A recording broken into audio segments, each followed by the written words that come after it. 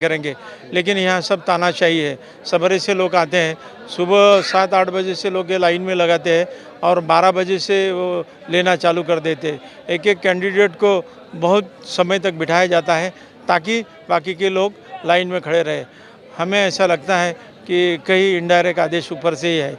ये सब हार की वजह से होने जा रहा है। प्रशासन जो यहाँ काम कर रहा है, वो सत्ता के लिए काम कर रहा है, ऐसा हमें लगता है। अगर देखा जाए तो क्या यहाँ के शासन प्रशासन जो लगे हुए हैं, क्या वो तानाशाह हो गए हैं क्या?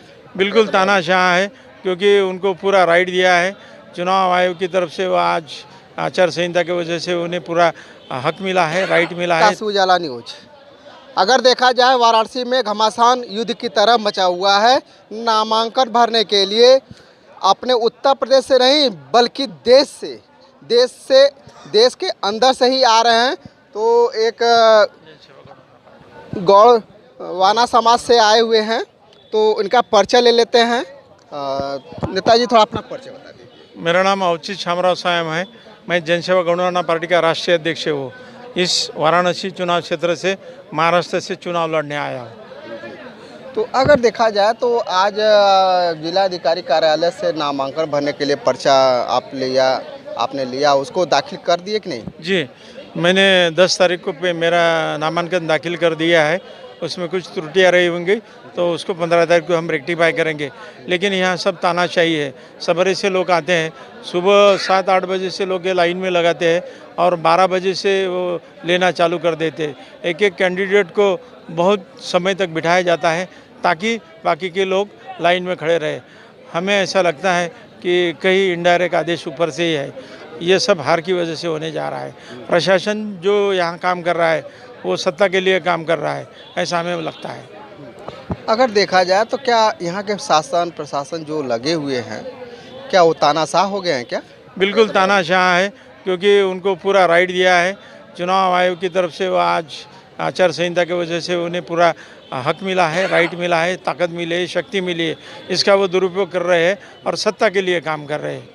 बिना सत्ता के आदेश से ये इतना जनता को तकलीफ नहीं दे सकते। नरेंद्र मोदी को कहीं से डर है कि हमारी सत्ता जा रही है और हम बनारस से बम्पर वोट से जीतने नहीं बल्कि हारने जा रहे हैं। बिल्कुल हार की वजह से पूरे देश में उनके विरुद्ध ऐसा माहौल है और लोग चाहते हैं कि ईवीएम से लेने के बजाय बैलेट पेपर से लिया जाए। लेकिन ईवीएम उनके हाथ में है, बैलेट पेपर से लिया जाए तो उनका बेड़ा पार नहीं हो सकता है। 400 पार की जो बात कर रहे हैं वो आर पार हो जाएंगे इस साल। 2024 में वो बड़े संख्या के चुनाव नहीं लग रहे। अगर आप चुनाव मैदान में आते हैं, बैलेट पेपर नहीं होता है, तो आप किस तरह से अपनी रणनीति तय करेंगे? बैलेट पेपर अगर नहीं है तो ये जो मशीनें हैं उनके हाथ में है। शायद सभी को डर है। 400 पार का नारा जब उन्होंने दिया तभी मशीन सेट हो गया, ऐसा प्रतीत होता है। इसीलिए ऐसा लगता है कि शायद वो 400 पार कर जाएंगे, क्योंकि मशीन उनके हाथ में है। 400 पार कर जाएंगे? जिस तरह से लहर चल रही है इंडिया गठबंधन की।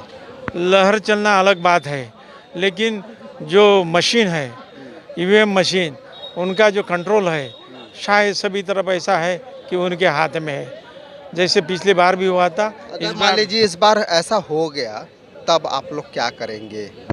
हम लोग हमारे हक की लड़ाई लड़ सकते हैं, लेकिन अभी हक की लड़ाई कहाँ तक लड़े?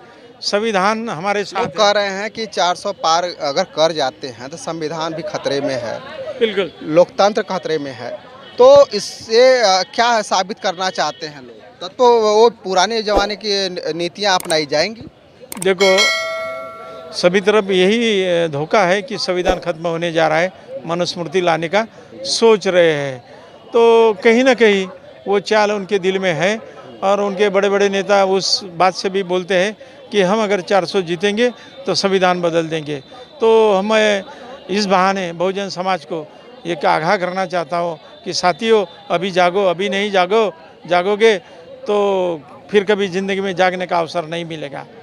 फिर पुरानी नीतियाँ, पुरानी संस्कृति आपके नसीब में आ जाएगी।